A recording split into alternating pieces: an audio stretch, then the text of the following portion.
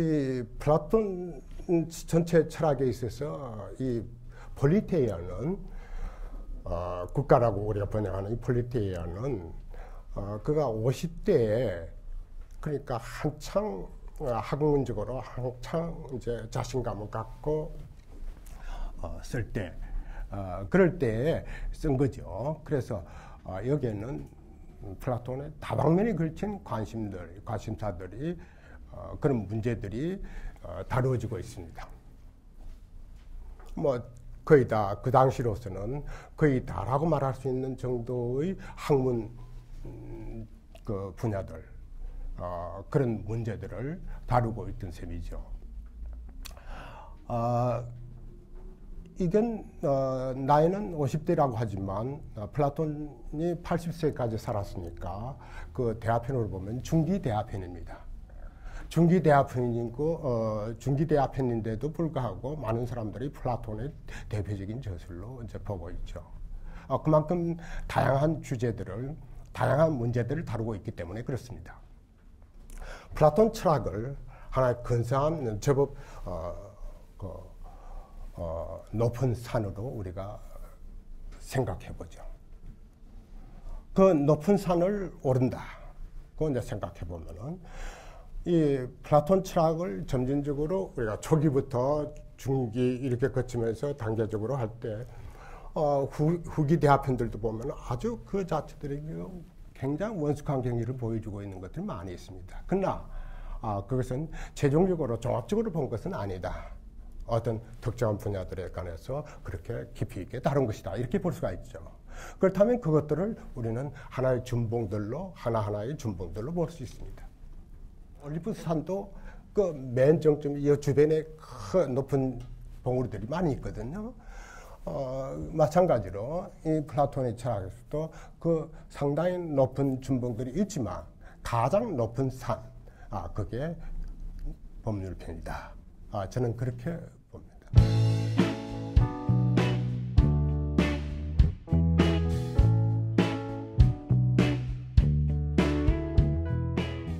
문제는 사람들의 그 생활 방식이 문제다. 이 생활 방식이라는 문제는 이건 식권 끝까지 끌고 가는 문제입니다. 어떻게 사는 것이 가장 사람답게 사는 것이고 또 행복하게 사는 것인가 하는 이런 것을 생각하는 이게 가장 큰 주제입니다. 마지막까지 끌고 갑니다. 그 마지막 센텐스가 마지막 문장도 이거로 끝냈습니다. 이 말로 이렇게 하면 우리가 잘 살 것이다, 잘 지낼 것이다. 그런 표현이 나옵니다. 정치를 한다고 하는 통치를 한다는 것도 뭐냐면은 다스림을 받는 사람을 위한 것이지 다스리는 자의 이 편익을 위한 게 아니다 이 말이죠. 그래서 여기에서 그러면 치술, 통치술, 이 통치 기술, 의술이라든가 이런 것들은 전부 다 뭘 하는 거예요? 이게 기능이 있다는 거예요. 그 고유의 기능이 있다는 겁니다.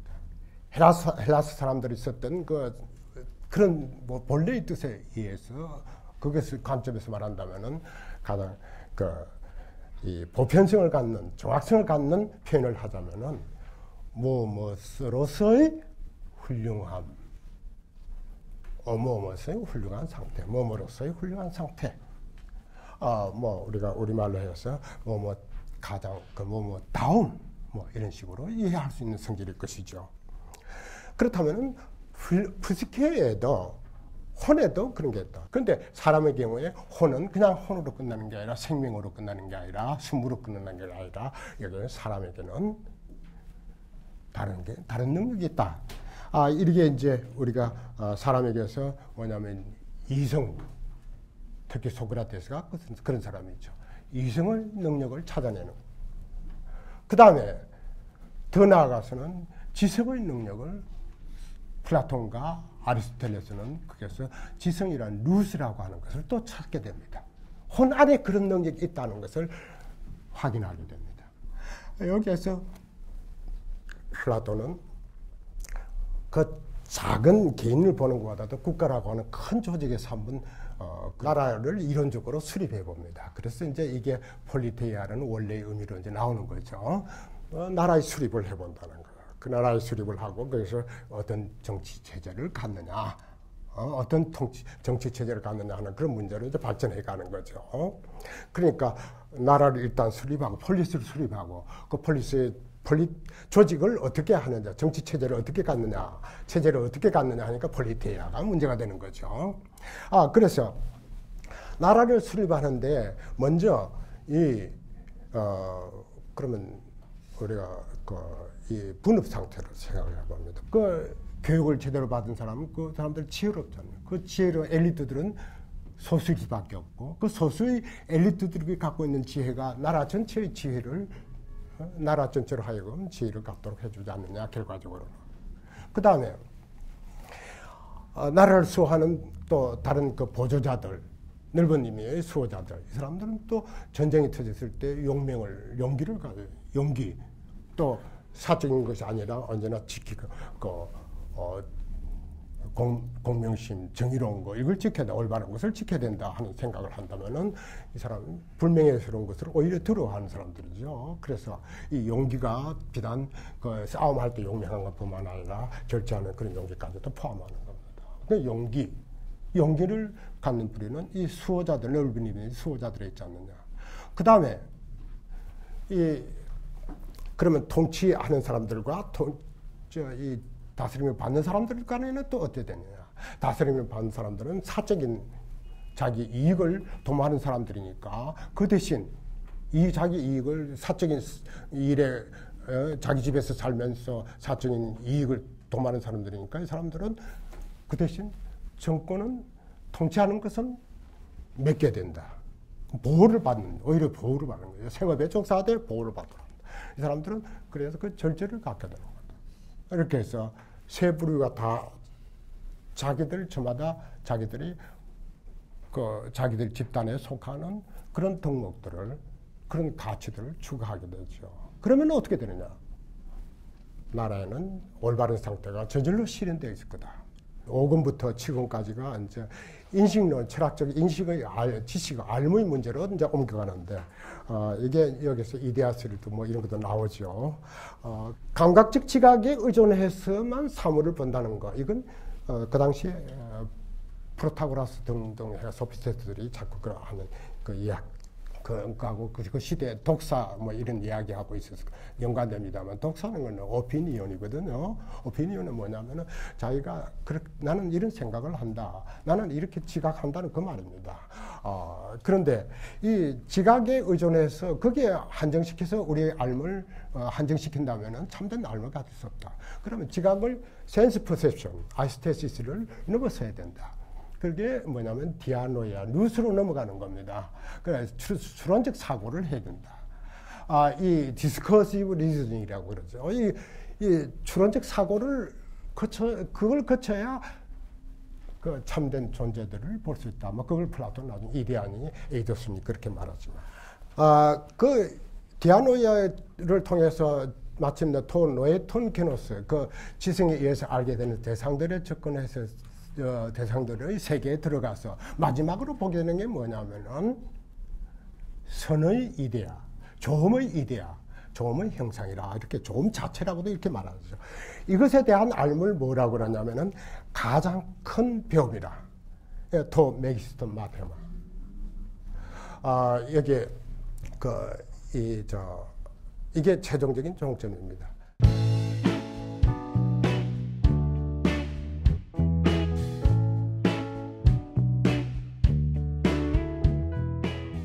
법률 제정함에 있어서 목표로 삼아야 되는 것이 있다는 겁니다. 그 세 가지는 뭐냐면은 나라가 자유롭다, 자유로워야 되고, 그 다음에 자체적으로 우회로워야 된다. 구성원들끼리 우회를 가져야 된다. 그러면서 뭘 가져야 되냐면 또한 지성을 갖춰야 된다. 이 말을 합니다. 이럴 때 그 나라가 적도 상태를 유지할 수 있는 그런 적도를 지키는 나라가 될 것이다 하는 겁니다. 그래서 법률을 뭐라고 하냐? 법률 법률은 결국 지성의 배분이다. 법률 조문 하나에 지성을 반영해야 된다. 그래서 그런 의미에서 법률은 지성의 반영이어야 된다. 배분이어야 된다. 그러니까 법률 하나하나에 지성을 배분해 넣어야 된다. 그런 말을 합니다. 물론 이 지성이 어떤 것이냐, 지성의 성과물을 궁극적으로는 적도, 알맞은 정도, 뭐 이런 거로 볼 수가 있죠. 만용이라는 거. 그걸 다 헬라어로 히브리스라고 그럽니다. 그게 남에 대해서는 오만물이지만 자기 자신에 대해서도 그게 못할 짓을 한 거죠. 그러니까 그걸 히브리스라고. 능력도 안 되는데 소화도 못 시키면서 그렇게 말 쳐놓으면 그것도 히브리스다 이거예요. 그래서 적도를 지키는, 히브리스를 저지르지 않는 적도를 지키는 상태. 이건 법률 속에 그 지성을 배분하고 이걸 지키도록 하는 그런 뭐랄까요? 그런 준법을 강조하는 교육과 그런 또 감시하는 기구들을 가져야 된다. 뭐 이런 이야기를 합니다. 법이 지성의 배분이도록 한다 그랬습니다. 그러니까 지성 속에 지혜를 최대한 반영한다는 이야기죠. 합리적인 것을 최대한 반영한다는 거죠. 어떤 시점에서 제정된 법률은 어쩔 수 없이 한계를 갖습니다. 최대한 많은 경우, 당시로서는 물론 최대한 많은 경우를 생각했지만 이것은 대부분의 경우를 생각했던 거지 모든 경우에 대비한 것은 아닙니다. 그러니까 어쩔 수 없이 시대가 변하고 상황이 바뀌면은 어느 시점에서 정했던 법률은 한계를 드러낼 수밖에 없다.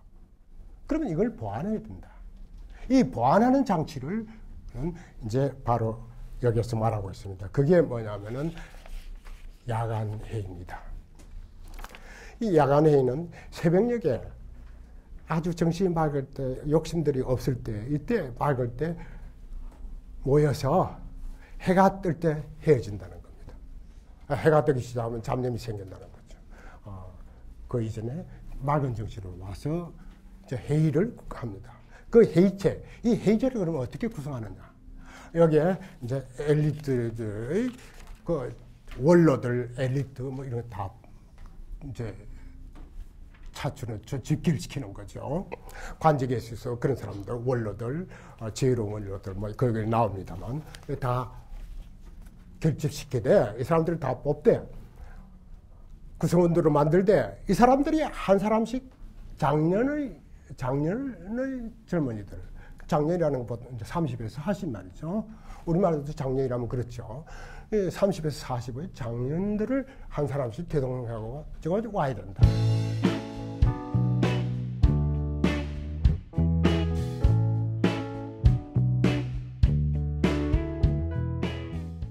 화이트헤드의 말을 인용하는 걸로 제 강연을 끝내도록 하겠습니다. 유럽의 철학적 전통에 대한 가장 안전한 전반적인 특징적 규정은 그것이 플라톤에 대한 일련의 각주로 이루어져 있다는 것이다. 요것만 보통 일련의 각주라는 요것만 보통 하지만 원문은 이렇습니다. The safest general characterization of the European philosophical tradition is that it consists of a series of footnotes to Plato. 그리고 그 다음에 내가 언급하고 있는 바는 거의 저술도체 산재에 있는 전반적인 사상의 풍부함이다. The wealth of ideas scattered through his writings. 그 다음에 그 저술들이 시사해 주는 바가 무진장인 광산이다. 이건 그 영문에 나와 있죠. 이건 새삼스럽게 우리가 새겨들을 말인 것 같습니다. 제가 마지막으로 말씀드리고자 하는 것은 이 무진장인 광산에서 무엇을 얼마만큼 캐는가 하는 것은 이제 플라톤 대화편들을 특히 뭐 이 두 대화편을 읽는 사람들의 몫이고 읽는 사람들이 찾아낼 일입니다.